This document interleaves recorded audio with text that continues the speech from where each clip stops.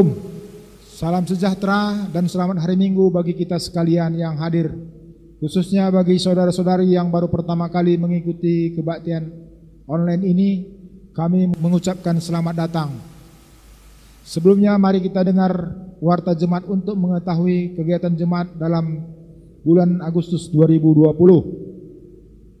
Kita ucapkan terima kasih kepada Tuhan karena ibadah kita pada Minggu 2 Agustus, 9 Agustus, 16 Agustus, Minggu 23 Agustus, demikian pula kebaktian KKR dan kebaktian perpulung jabu-jabu di 1A, 1B, PJJ 2, PJJ 3, dan PJJ 4. Jumlah yang hadir dan persembahannya dapat kita lihat di WA PJJ kita masing-masing. Kemudian dana diakonia dan dana PI dapat kita lihat juga di WA PJJ kita masing-masing. Persembahan perpuluhan di bulan September 2020 ada sebanyak 31 keluarga, sektor, jumlah dan bulannya dapat kita lihat di WA kita masing-masing.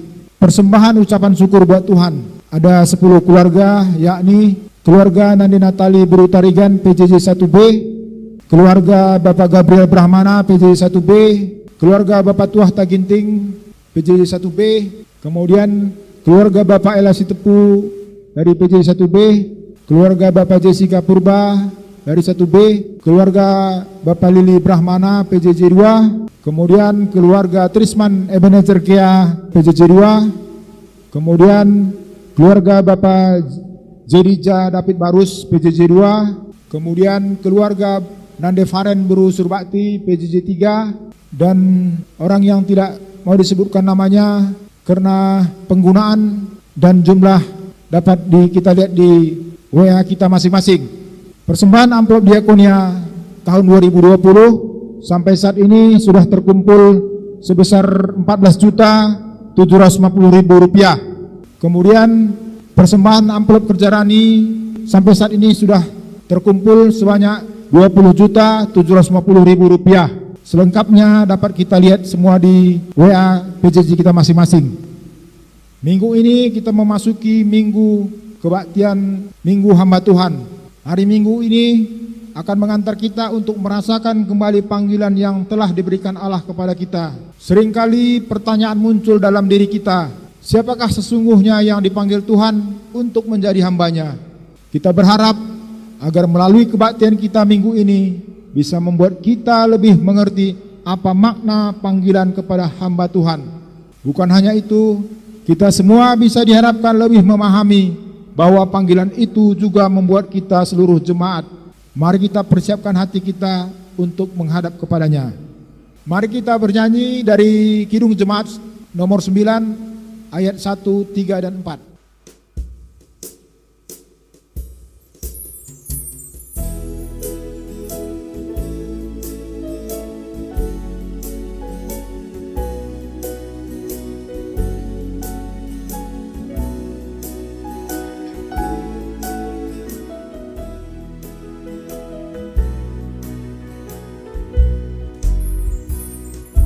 Pujilah jiwaku,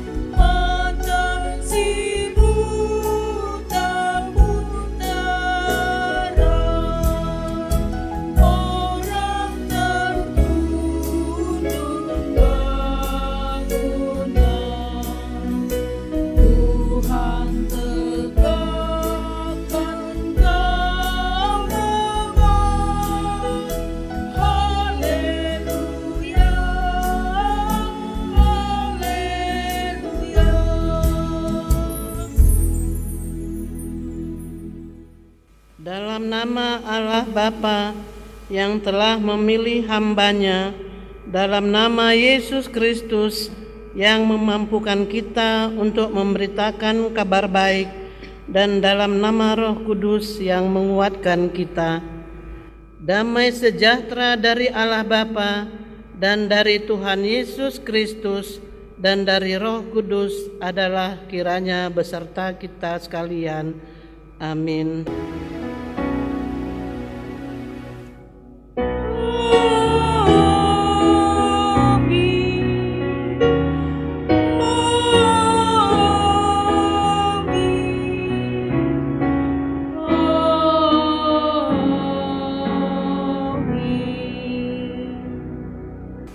Jangan mengusik orang-orang yang kuurapi, dan jangan berbuat jahat kepada nabi-nabiku. Mazmur 105 ayat 15. Kita puji Tuhan dengan nyanyian Kuberikan Hatiku dan Jiwaku.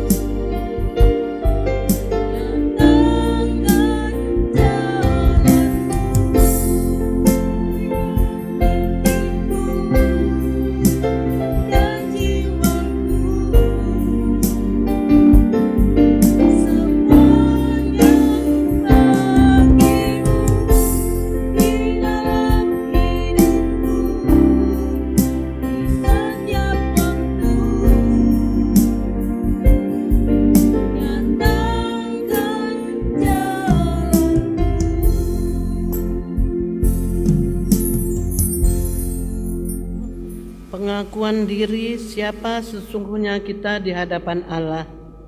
Allah telah menunjukkan kuasa-Nya dalam menetapkan seorang hamba Tuhan. Dia memanggil engkau agar melakukan pekerjaan Tuhan.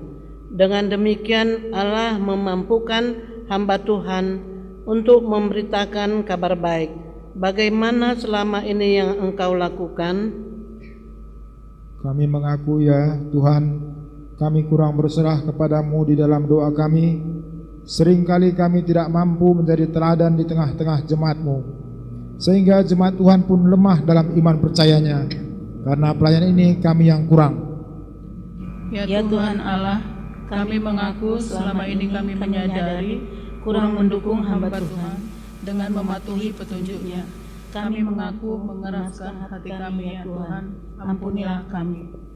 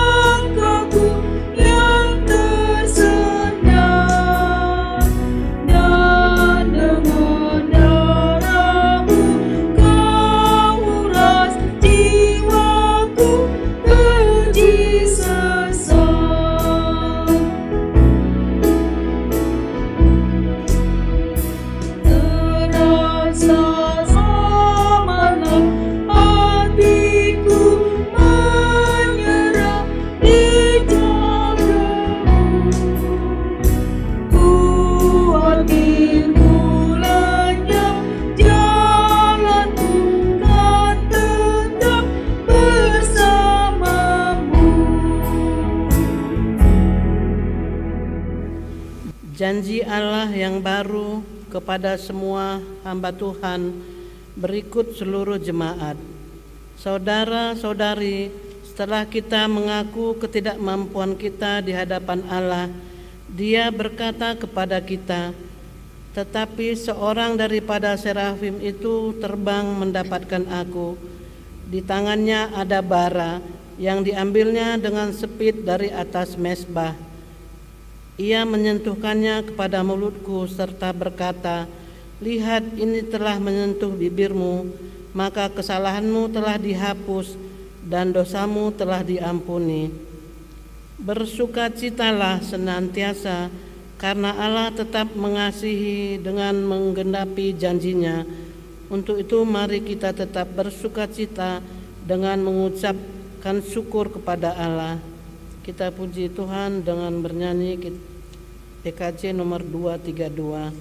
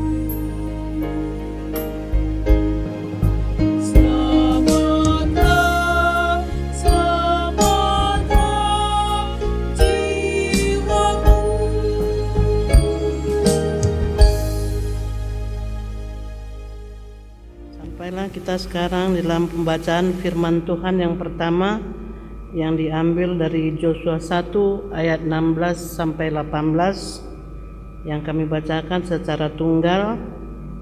Yosua 1 ayat 16 sampai 18, beginilah firman Tuhan.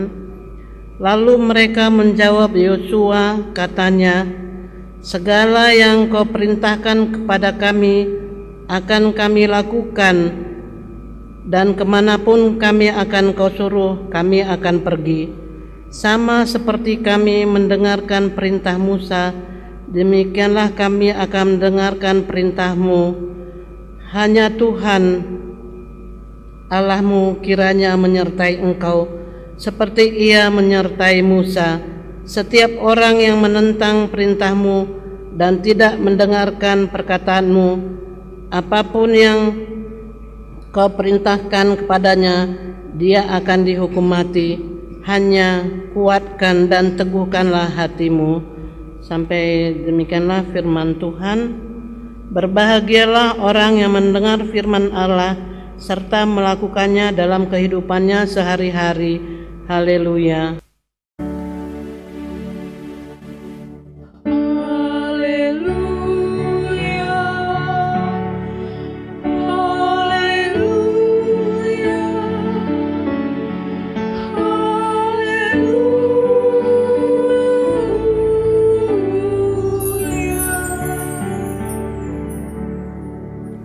Baik Bapak, Ibu, dan saudara-saudaraku yang terkasih, sebelum kita mendengar firman Tuhan sebagai nas khotbah kita di hari ini, kita bersatu dalam doa. Ya Tuhan, Engkau melihat hati kami saat ini tertunduk di hadapan Tuhan, merindukan suara Tuhan, merindukan Engkau yang berkata-kata bagi kami, memperlengkapi dan semakin menyempurnakan sukacita kami dari firman Tuhan. Arahkan seluruh hati dan kehidupan kami kepadamu. Berfirmanlah ya Bapa, kami mendengarkannya. Di dalam nama Tuhan Yesus kami berdoa. Amin. Bapak, Ibu, dan saudara-saudaraku yang terkasih, firman Tuhan bagi kita sebagai nas khotbah kita di hari ini terambil dari surat Ibrani pasal yang ke-13, ayat yang ke-15 sampai dengan ayat yang ke-19.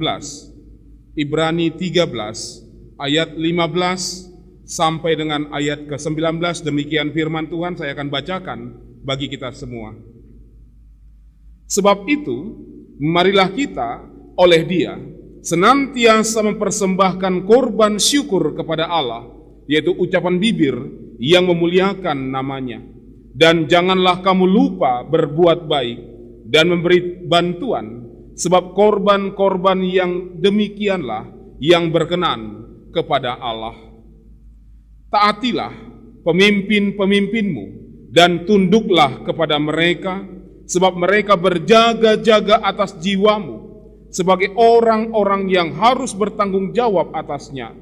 Dengan jalan itu mereka akan melakukannya dengan gembira, bukan dengan keluh kesah, sebab hal itu tidak akan membawa keuntungan bagimu.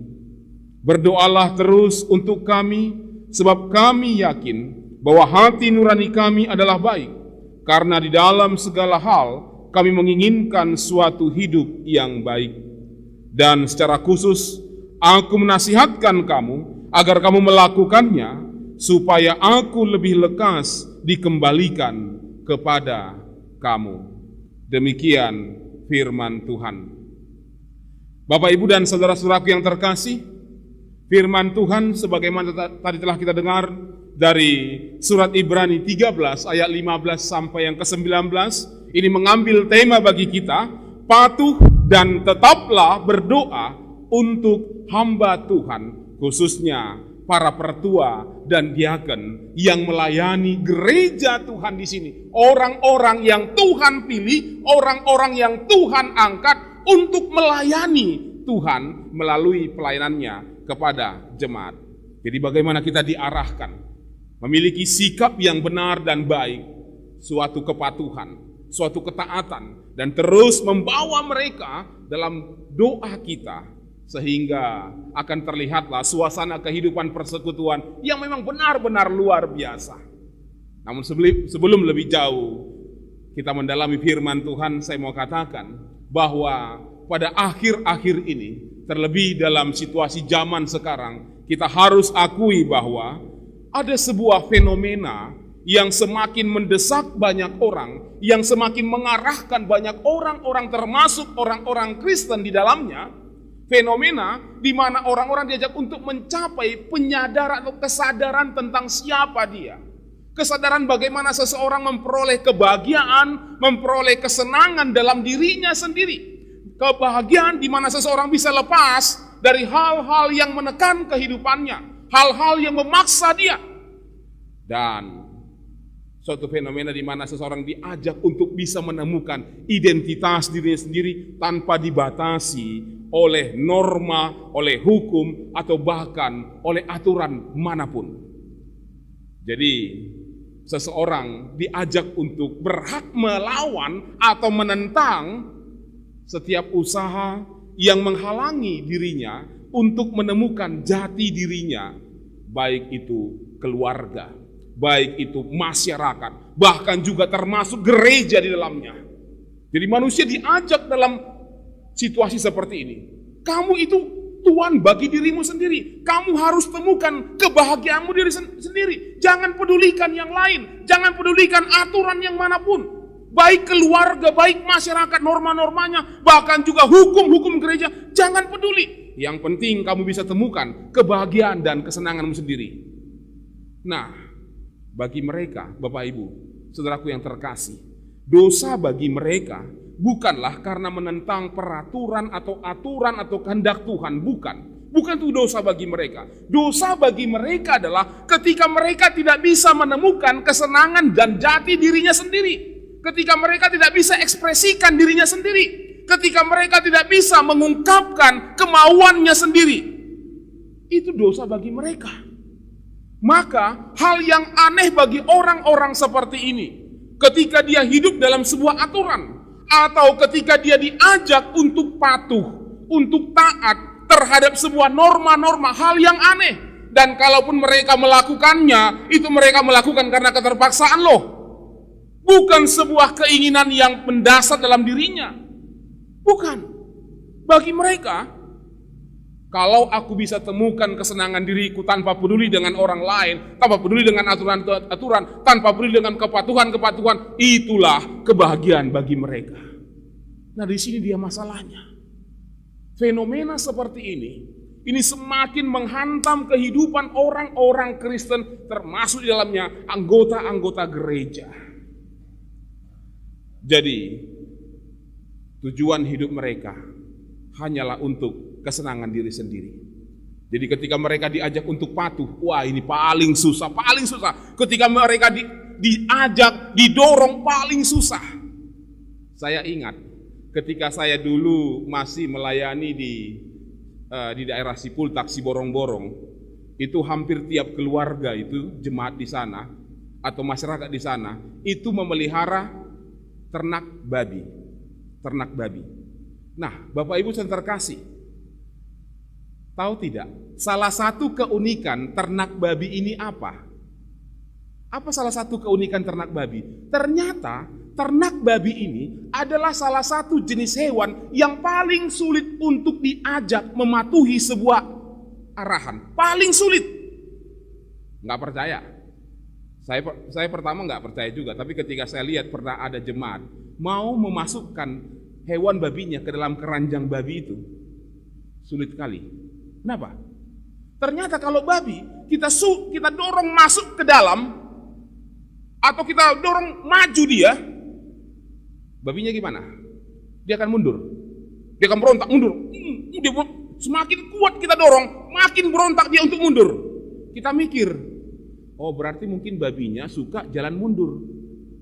Kan gitu. Kemudian kita tarik mundur. Babinya mau? Dia akan berusaha berontak maju. Kita sorong ke depan, dia memundur. Kita tarik ke belakang, dia maju. Kita ajak dia bergerak, dia diam. Kita paksa dia diam, dia bergerak. Inilah salah satu jenis hewan yang paling susah untuk patuh. Inilah salah satu jenis hewan yang paling susah untuk taat.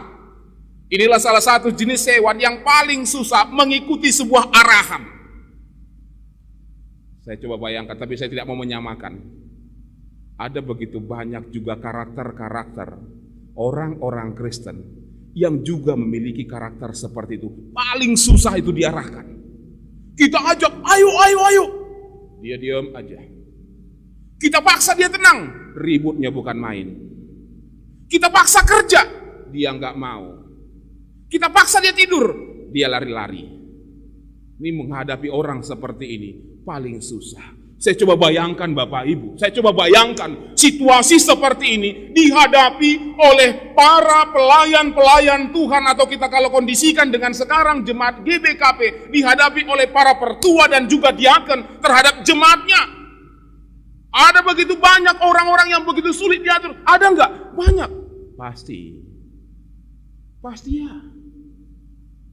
Tantangan bagi para pertua dan diaken, bagi hamba-hamba Tuhan untuk menggembalakan kawanan domba Allah. Sama seperti yang dihadapi oleh para hamba-hamba Tuhan ketika firman Tuhan itu ditulis dalam kitab Ibrani pasal yang ke-13. Penulis kitab Ibrani ini melihat fenomena betapa banyaknya tantangan yang harus dihadapi hamba Tuhan ketika melihat orang-orang Kristen saat itu. Orang-orang Kristen begitu sulit untuk diarahkan kepada sesuatu yang baik. Makanya dengan tegas saya ajak kita untuk perhatikan firman Tuhan. Langsung kita perhatikan ayat yang ke-17. Firman Tuhan dengan jelas sesuai dengan tema kita di hari ini. Firman Tuhan mengatakan, taatilah pemimpin-pemimpinmu dan tunduklah kepada mereka. Sampai di situ dulu. Taatilah pemimpin-pemimpinmu dan tunduklah kepada mereka. Firman Tuhan, penulis kitab Ibrani katakan kepada jemaat saat itu, taatilah, tunduklah, patuhlah. Kenapa rupanya? Ada apa rupanya di sana? Kenapa sampai penulis firman Tuhan, penulis kitab Ibrani mengatakan hal seperti itu kepada jemaat? Dia melihat dan harus membuka sebuah kenyataan. Begitu banyaknya penentangan-penentangan terjadi di tengah-tengah jemaat. Begitu banyaknya mereka yang melakukan sebuah tindakan yang mendukakan, bahkan yang melukai hati para hamba-hamba Tuhan, sama seperti apa yang dilakukan oleh bangsa Israel dulunya. Bahkan kepada para pemimpin-pemimpin mereka, Musa, bahkan juga kepada Allah sendiri, mereka sering tentang, wah sering sekali. Mereka sering melukai hatinya, wah sering sekali. Sering sekali. Kita ingat mungkin kejadian Miriam dan juga Harun ketika menentang otoritas dari Musa. Apa yang Allah perbuat? Allah hukum Miriam. Dia menderita penyakit kusta. Tubuhnya putih semua. Putih semua. Umat Israel juga paling suka bersungut-sungut dan menentang Musa ketika mereka menghadapi sebuah persoalan. Mereka langsung menentang Musa. Ini dia. Makanya penulis kitab Ibrani ini, bahkan terlebih dalam Ibrani 13 ayat 17 katakan, taatilah dan patuhlah. Dalam bahasa aslinya dikatakan memang kata taatilah dan patuhlah ini mengarahkan kepada suatu penundukan hati, penundukan hidup kita, pikiran kita terhadap sebuah otoritas yang Allah berikan kepada orang-orang tertentu. Saya mau katakan, di tengah-tengah gereja kita GBKP di sini, Allah pilih para hamba-hambanya untuk menjabat sebagai para pelayan-pelayan. Mungkin mereka bukan berasal dari orang-orang yang hebat, orang-orang yang berpendidikan, orang-orang yang terpandang, bukan. Mungkin saya coba bayangkan mereka seperti para murid-murid Tuhan Yesus 12 orang dulunya, dari golongan-golongan yang begitu rendah, dari orang-orang yang tidak terpandang dalam masyarakat, tetapi kepada mereka diberikan otoritas, kepada mereka diberikan sebuah hak khusus, kepada mereka diberikan sebuah karunia. Permasalahan terkadang bagi jemaat bukan masalah taat atau tidaknya, patuh atau tidaknya. Terkadang langsung berpandangan yang negatif. Saya juga sering katakan dalam jemaat seperti itu. Tapi mereka bilang apa? Yo gimana Pak Pendeta mau patuh, mau taat kepada para majelis? Kan mereka juga manusia, punya kekurangan toh. Apakah kami harus ikuti semua yang salah dari mereka? Lah ini dia masalahnya, ini masalahnya. Kita langsung permasalahkan kekurangannya. Yang firman Tuhan katakan di sini, hal-hal yang baik, hal-hal yang benar, hal-hal yang mereka katakan seperti apa yang Tuhan kehendaki. Memang Bapak Ibu Saudara terkasih, tidak ada gading yang tidak retak. Itu, nggak ada gading yang nggak retak. Jangankan pertua diaken, pendeta aja juga nggak ada yang sempurna. Tetapi masalahnya bukan melihat ke sana. Sama halnya, misalnya kalau saya pegang, sayangnya nggak ada di sini, gelas. Saya pegang gelas, isinya setengah air putih. Bapak Ibu lihat apa ini? Misalnya saya pegang gelas, isinya ada air putih setengah. Bapak Ibu bilang apa? Ada orang bilang, Pak, gelasnya kok kosong setengah ya? Yang mereka permasalahkan yang kosongnya. Tapi ada juga orang bilang, Pak, gelasnya setengah penuh ya Pak ya? Yang mereka lihat yang isinya, yang penuhnya. Terserah cara pandang kita. Tapi cara pandang kitab Ibrani 13 ayat 17 mau katakan kepada para pendengarnya, taatilah dan juga tunduklah kepada mereka. Bagaimana kita menundukkan diri terhadap otoritas, bagaimana kita mendengarkan mereka, bagaimana kita menempatkan mereka pada posisi yang sebenarnya. Syukurlah kepada Tuhan masih ada orang-orang yang masih mau melayani gereja Tuhan. Mereka yang bukan orang-orang yang dalam artian mencari upah dalam dunia, tapi orang-orang yang mendedikasikan hidupnya, tenaganya, pikirannya, dan seluruh hidupnya untuk pelayanan gereja.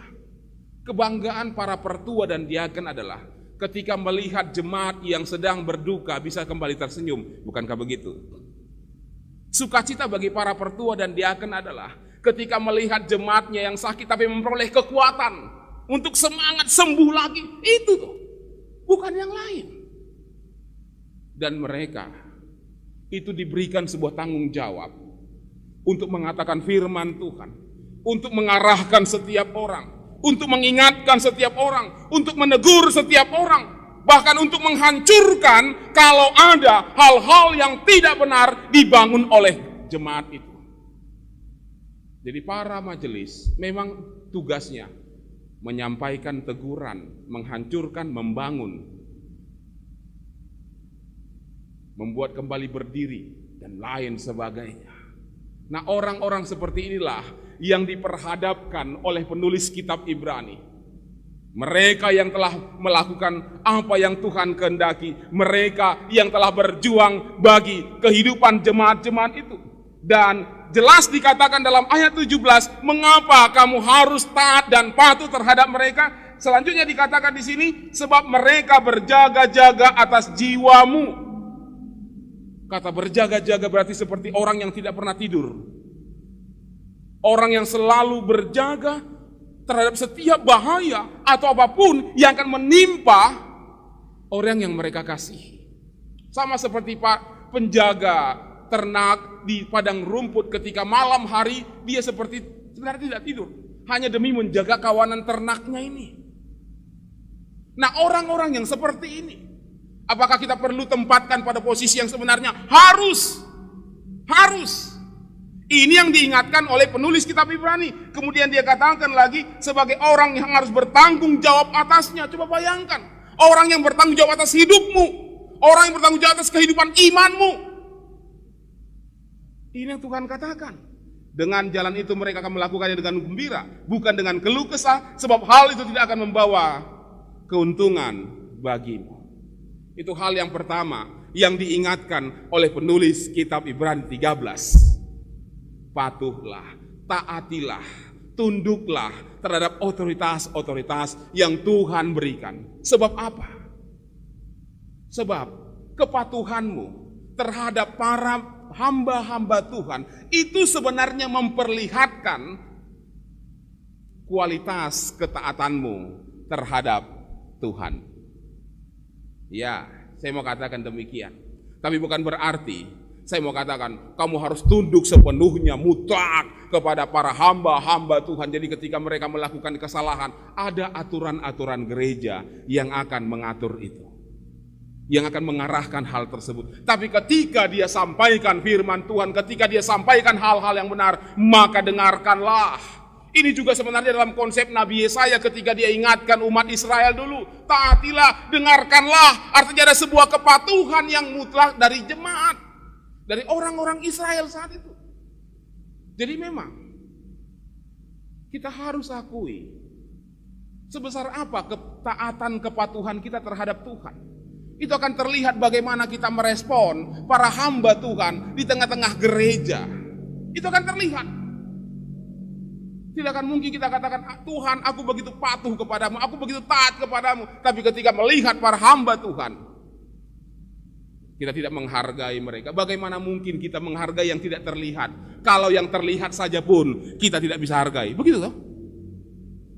Itu dia logikanya. Bagaimana mungkin? Makanya Tuhan buatkan sebuah analogi bagi kehidupan iman percaya kita. Hal yang pertama itu. Nah, hal yang kedua yang Tuhan mau sampaikan dalam firman-Nya ini adalah sebagaimana dikatakan dalam tema kita, ayat 18, berdoalah terus untuk kami, sebab kami yakin bahwa hati nurani kami adalah baik, karena di dalam segala hal kami menginginkan suatu hidup yang baik.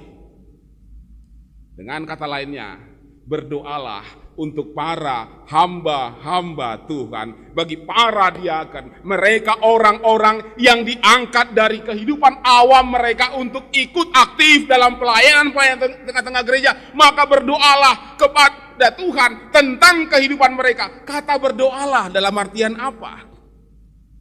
Maksudnya, penulis kitab Ibrani saudara mau katakan, bawalah hidup mereka dalam pergumulanmu. Jangan hanya sampaikan pergumulanmu kepada mereka. Bapak Ibu sedang terkasih, kalau mau kita buat perbandingan, seberapa banyak Bapak Ibu berdoa bagi para hamba Tuhan, dan seberapa banyak Bapak Ibu meminta para hamba Tuhan mendoakan hidupmu, mana lebih banyak? Terkadang lupa pun kita mendoakan pertua atau diaken si A. Lebih parahnya lagi, lupa kita namanya. Itu pertua isi. Lupa aku, aduh. Melayani dia berapa tahun dia lupa. Nah ini kan yang bahaya. Padahal tugas salah satu jemaat adalah selalu mendoakan para hamba Tuhan. Bukan hamba Tuhan yang dibebani dengan tugas-tugas, tolong doakan aku ya Pak Pertua, Pak Diaken. Anakku mau ujian, anakku lagi kerja, anakku sedang sakit, aku lagi ada usaha. Tapi kapan kita juga memberikan waktu, membawa mereka dalam sebuah doa? Berdoalah bagi para pertua dan diaken, bagi para hamba-hamba Tuhan. Saya yakin jemaat GBKP yang ada di sini pasti adalah jemaat-jemaat yang selalu mendoakan para hamba-hamba Tuhan di sini. Yang kedua juga sebenarnya mau yang Tuhan katakan dalam firman-Nya adalah turut merasakan kesusahan pihak lain. Berdoalah bagi para hamba-hamba Tuhan, artinya turut merasakan pergumulan mereka, turut memikul pergumulan mereka, bukan hanya memberikan beban pikulan bagi mereka, beban pergumulan bagi mereka, tapi bagaimana kita juga harus ikut membantu meringankan beban mereka. Ini yang sebenarnya mau dikatakan oleh firman Tuhan. Turut merasakan, turut membantu, turut meringankan. Itu loh yang terindah. Di sini akan tercipta sebuah kerjasama antara jemaat dan juga para hamba Tuhan dalam irama pelayanan di tengah-tengah gereja. Tanpa itu nggak akan bisa maju sebuah gereja. Berdoalah bagi para hamba Tuhan, artinya juga bekerja sama. Bekerja sama dengan para hamba Tuhan, melakukan hal-hal yang terbaik di tengah-tengah pelayanan gereja. Berdoalah bagi para hamba Tuhan, artinya juga apa? Mendukung, bukan menjegal, bukan menjatuhkan, tetapi memotivasi, bahkan memberikan semangat bagi mereka. Ayo terus berjuang, ayo terus kita berjuang. Jangan jegal mereka, jangan hancurkan mereka. Pengalaman yang sering saya alami adalah betapa sering para hamba-hamba Tuhan itu menangis dalam doanya. Karena apa? Ketika dia mendapat banyak tantangan dari jemaat, ketika dia sering menjadi sorotan-sorotan negatif, ketika dia tidak diberikan kepercayaan, ketika dia selalu menjadi bahan pergunjingan, terkadang dia katakan, Pak, saya nggak tahan, lebih bagus saya mundur, lebih bagus saya menghilangkan diri saya dari pelayanan. Karena apa? Saya nggak sanggup begini. Sangat sedih bukan? Tantangan yang terbesar baginya adalah para jemaat sendiri. Padahal yang firman Tuhan katakan dalam kitab Ibrani ini, dukunglah mereka. Dukunglah mereka. Berikan semangat kepada mereka. Berikan motivasi kepada mereka. Mereka pasti akan melakukan yang terbaik bagi gereja, bagi pelayanan. Itu yang Tuhan mau katakan. Jadi sebenarnya hal yang sangat indah ketika firman Tuhan mengingatkan kita bagaimana kehidupan sebuah jemaat itu. Irama yang sangat indah yang Tuhan mau ciptakan di tengah-tengah kehidupan para jemaat. Jadi bukan hanya menyoroti tentang apa yang dilakukan oleh jemaat dalam kesehariannya, tidak. Tetapi hal yang sangat indah dalam firman Tuhan kali ini, bagaimana mereka melihat dan bersikap terhadap orang-orang yang Tuhan sudah pilih di tengah-tengah gereja itu sendiri. Saya percaya firman Tuhan akan menjadikan kita sebagai jemaat-jemaat yang mampu menempatkan para hamba Tuhan di tengah-tengah gereja ini pada posisi yang sebenarnya dan selalu membawa mereka dalam doa-doa kita kepada Tuhan. Amin. Kita berdoa. Terima kasih Bapa, firman-Mu mengingatkan kami akan sebuah sikap hidup yang sangat indah. Bukan tentang permasalahan bagaimana kami menghadapi persoalan-persoalan hidup di tengah-tengah kehidupan kami sehari-hari. Bukan hanya itu, tetapi juga bagaimana kami mampu memperlihatkan sikap yang baik, sikap yang benar di tengah-tengah pelayanan, terlebih dalam gereja Tuhan. Bagaimana jemaat-Mu memperlihatkan kepatuhan, ketaatan, dan juga selalu membawa para hamba-hamba Tuhan dalam doa pergumulan mereka kepada Tuhan. Sehingga disinilah ya Tuhan terlihat suatu kerjasama yang baik, kesehatian, saling mendukung, saling merasa, saling memotivasi. Dan biarlah firman-Mu ini bukan hanya menjadi sesuatu yang indah kami dengar, tetapi menggerakkan hati kami, menggerakkan tangan kaki kami, bahkan kata-kata kami. Kami mampu melakukan sebagaimana yang Tuhan kehendaki. Terima kasih Bapa. Dengarkanlah doa kami yang kami bawa dalam nama Putra-Mu Tuhan Yesus. Kami berdoa. Amin. Mari kita mengucapkan pengakuan iman kita seturut dengan pengakuan iman rasuli. Kita mengucapkan bersama-sama. Aku percaya kepada Allah Bapa yang Maha Kuasa, Khalik langit dan bumi, dan kepada Yesus Kristus anaknya yang tunggal Tuhan kita, yang dikandung daripada Roh Kudus, lahir dari anak darah Maria, yang menderita di bawah pemerintahan Pontius Pilatus, disalibkan, mati dan dikuburkan, turun ke dalam kerajaan maut, pada hari yang ketiga, bangkit pula dari antara orang mati, naik ke sorga, duduk di sebelah kanan Allah Bapa yang Maha Kuasa, dan akan datang dari sana untuk menghakimi orang yang hidup dan yang mati. Aku percaya kepada Roh Kudus, gereja yang kudus dan am, pengampunan orang kudus, pengampunan dosa, dan hidup yang kekal. Amin. Saudara-saudaraku yang terkasih, tibalah saatnya bagi kita untuk memberikan persembahan ucapan syukur kita kepada Tuhan Allah. Firman Allah yang menjadi dasar bagi kita untuk memberikan ucapan syukur kepada Tuhan mengatakan, tetapi hanya oleh nenek moyangmu lah hati Tuhan terpikat, sehingga ia mengasihi mereka dan keturunan mereka, yakni kamu yang dipilihnya dari segala bangsa seperti sekarang ini. Ulangan 10 ayat yang ke-15. Dan kita mengumpulkan persembahan kita sembari kita mengangkat nyanyian kita, Betapa Hatiku.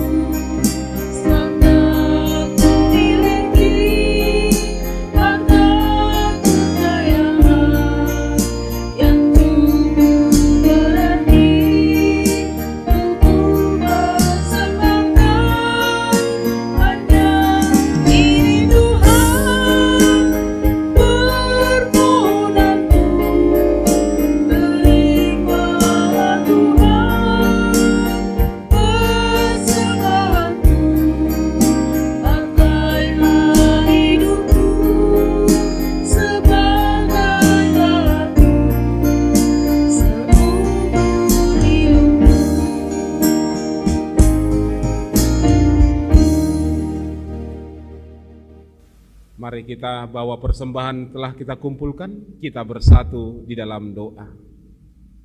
Betapa hati kami sangat bersyukur di saat ini ya Tuhan, sebab anugerah yang Engkau nyatakan demikian luar biasa.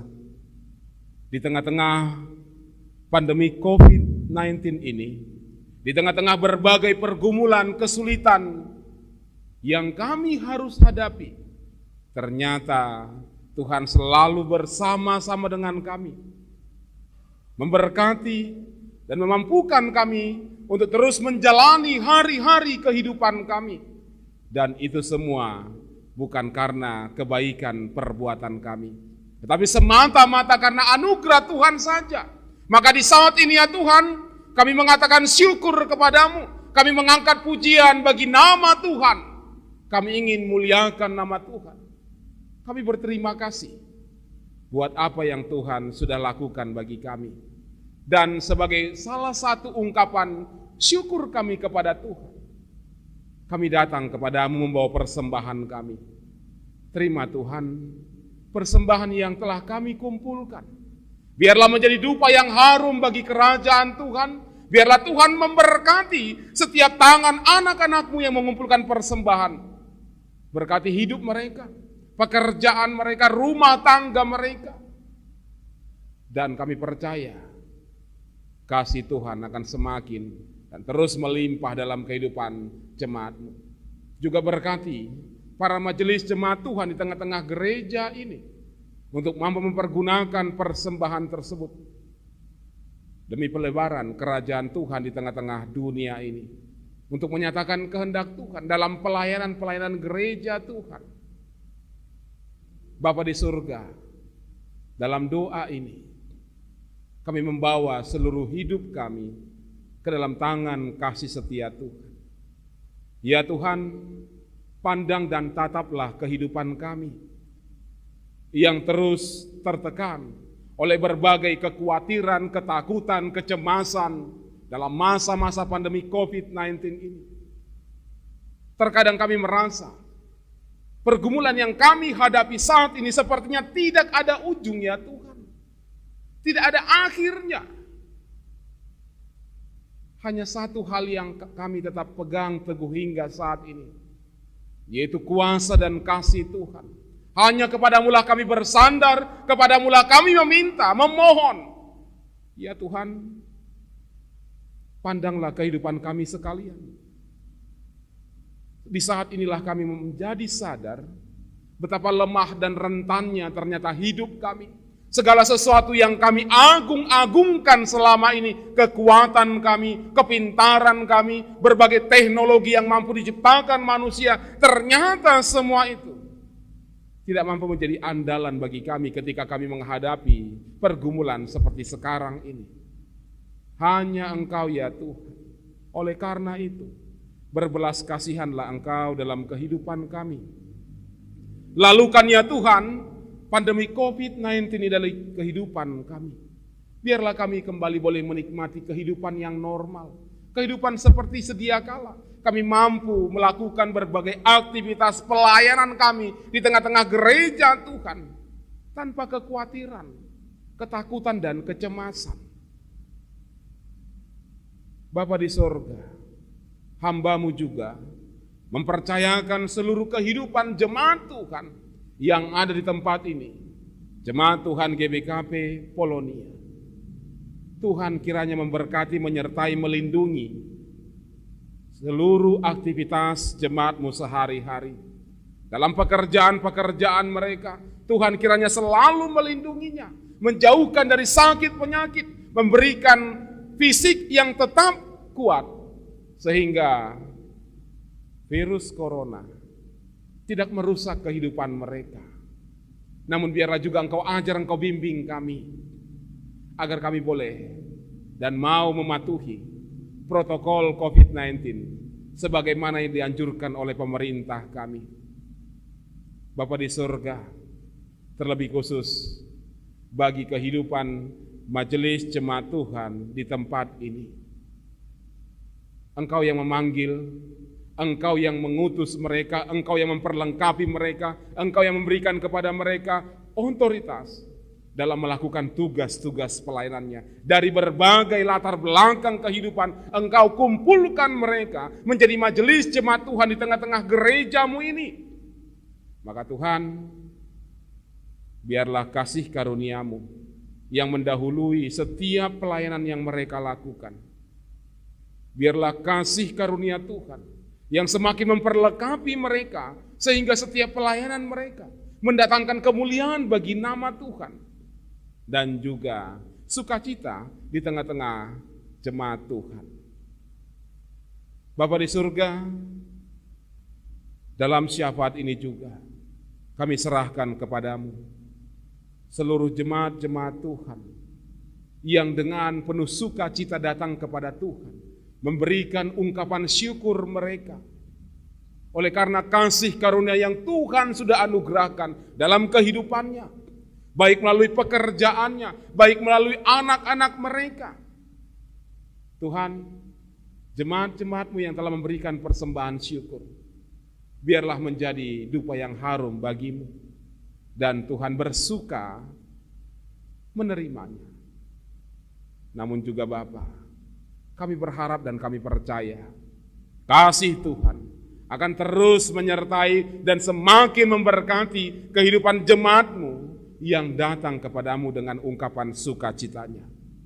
Dan seluruh program pelayanan gereja Tuhan yang ada di tempat ini, meskipun sangat terbatas, namun kami serahkan, kami pertaruhkan kepada Tuhan. Berkati Bapa, biarlah majelis jemaat bersama dengan seluruh anggota jemaat seiring dan sejalan, satu hati, satu perasaan, melakukan tugas panggilan mereka.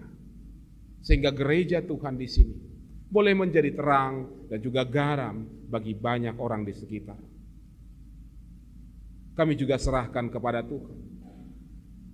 Ada begitu banyak orang-orang yang saat ini kami dengar terkena dampak virus corona, mereka yang harus dirawat di rumah sakit, bahkan mereka yang juga dalam perawatan mandiri di rumah mereka masing-masing, siapapun dan dimanapun mereka ya Tuhan. Kiranya Engkau melawat dan menjamah hidup mereka, memberikan mereka kesembuhan dan kepulihan fisik mereka. Ya Tuhan, berkatilah juga setiap usaha-usaha yang dilakukan para ahli ilmuwan saat ini untuk boleh mendapat dan menemukan obat dan vaksin COVID-19. Tuhan, kami percaya Engkaulah sesungguhnya yang bekerja dan berkarya melalui orang-orang tersebut. Berkati Bapa. Terima kasih Tuhan, kami juga pertaruhkan kepadamu bangsa negara kami, para pemimpin kami dari tingkat pusat hingga tingkat daerah, dan juga terlebih daerah kami Sumatera Utara ini. Tuhan, berkatilah seluruhnya. Terima kasih Bapa. Inilah harapan kami, dan kami juga secara khusus mau serahkan kepada Tuhan dalam syafaat ini kehidupan saudara kami, Diaken Bapak Melda, yang kami mendengar dalam kondisi fisik yang kurang sehat saat ini. Ya Tuhan, lawatlah anakmu tersebut.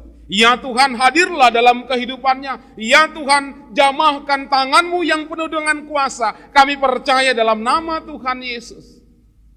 Setiap sakit penyakit, bahkan apapun yang dirasakan oleh saudara kami, Diaken Bapak Melda, Tuhan pasti akan memberikan kesembuhan dan kepulihan. Setiap proses pengobatan yang dilakukan, obat-obatan yang diberikan kepadanya, dan keluarganya juga yang mendampingi dan merawat, Tuhan memberkati. Dan juga terlebih iman percaya dari saudara kami Diaken Bapak Melda, Tuhan selalu peliharakan, sehingga di tengah-tengah situasi tersebut dia tetap mempercayakan hidupnya dan selalu meminta kepada Tuhan saja. Terima kasih Tuhan. Inilah doa kami, inilah harapan kami yang kami bawa kepada Tuhan dalam nama Putra-Mu Tuhan Yesus, Allah dan Juru Selamat kami. Kami berdoa kepadamu. Amin. Kita menyatakan tekad kita menjadi hamba Tuhan. Allah telah memilih dan memanggil engkau menjadi hamba Tuhan. Apa tekadmu? Kami bertekad dalam panggilan-Mu yang sudah memilih kami menjadi hamba Tuhan. Kami akan sepenuh hati menjalankan pekerjaan Tuhan untuk kemuliaan nama-Mu. Allah sudah memberikan kuasa kepadamu untuk mengerjakan panggilan Tuhan. Apa tekadmu? Kami berjanji Tuhan untuk mengerjakan panggilan-Mu dengan sungguh-sungguh, karena kami telah menerima kuasa dari Engkau untuk menjalankan pekerjaan Tuhan. Sebagai jemaat yang baik, apa tekad saudara untuk mendukung serayaan Tuhan dalam mengerjakan panggilan Allah? Kami berjanji ya Tuhan untuk tetap mendukung pelayanan semua hamba Tuhan, agar mereka sanggup dan mampu menjalankan pekerjaan Tuhan yang telah Engkau berikan kepadanya guna kebaikan dan keteraturan kehidupan iman percaya kami. Untuk itu, tetap kamu patuh kepada Allah, sebab Dia berkata kepadamu, Aku Tuhan yang telah memanggil engkau untuk menjalankan rencanaku. Kubimbing engkau serta kulindungi. Melalui engkau, kubuat perjanjian dengan semua bangsa. Melalui engkau, kuberikan terang kepada bangsa-bangsa. Demikian tekad kita. Mari kita angkat nyanyian kita dari Kidung Jemaat 346.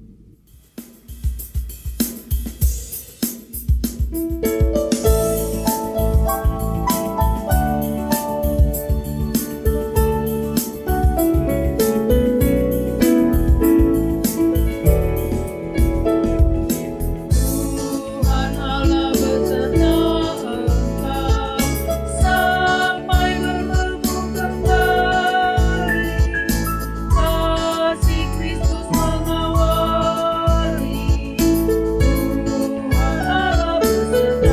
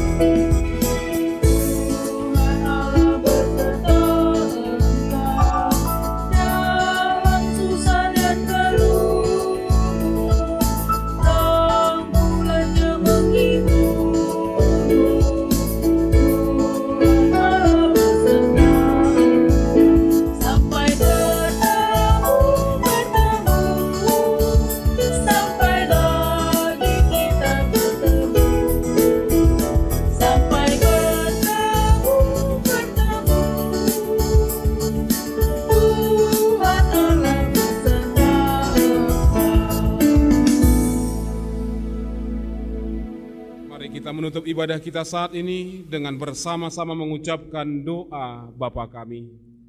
Bapa kami yang di sorga, dikuduskanlah namamu, datanglah kerajaanmu, jadilah kehendak-Mu di bumi seperti di sorga. Berilah kami pada hari ini makanan kami yang secukupnya, dan ampunilah kami akan kesalahan kami, seperti kami juga mengampuni orang yang bersalah kepada kami. Dan janganlah membawa kami ke dalam pencobaan, tetapi lepaskanlah kami daripada yang jahat. Karena Engkau-lah yang punya kerajaan, dan kuasa, dan kemuliaan sampai selama-lamanya. Amin. Pergilah engkau menjalani kehidupanmu, kuatkan dirimu dalam memberitakan kabar baik. Sebab Aku adalah Allah yang telah memilih engkau melakukan pekerjaannya. Terimalah berkat dari Tuhan. Tuhan memberkati engkau dan melindungi engkau. Tuhan menyinari engkau dengan wajah-Nya dan memberi engkau kasih karunia. Tuhan menghadapkan wajah-Nya kepadamu dan memberi engkau damai sejahtera. Amin.